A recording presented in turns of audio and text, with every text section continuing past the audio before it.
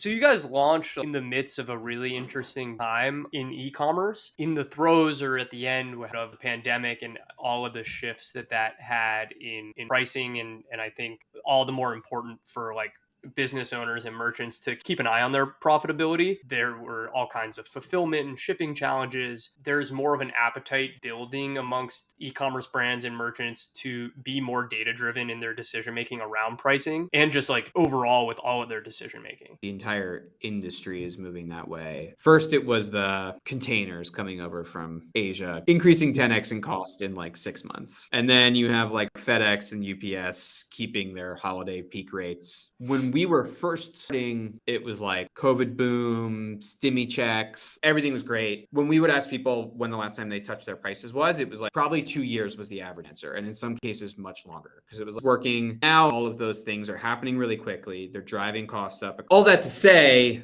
I think a lot of people realize like, oh, we can't just kick this project down as like a buy every 2-year project anymore. Like we need to make a change now. This can't be a 2023 thing. Like, wait, but how should we do this? And companies typically don't have a person in charge of this. It's kind of like a founder or C-level person driving it with some financial input, with some product input, and they're going out and seeking data. Sometimes through testing, it is the best way to understand the impact. Sometimes they're making a change and like watching the numbers and are right next to the cord to pull it back if they need to. We've seen many more people trying to be like reactive on pricing. I think the next step is kind of like, well, how can you be proactive? How can you detect if it's time to change your prices so you're not like falling behind? We've seen a lot more interest in like using data to figure out how to maximize the yield of a given customer. Like you're spending a lot to drive traffic to your site. Like what's the right first time offer, first order profitability, the offer that gets them to LTV? There's like a dozen different factors that are related to pricing that drive someone's decision to buy or not. So more people trying to optimize each step in that touch point. And then I think third, like more of a focus on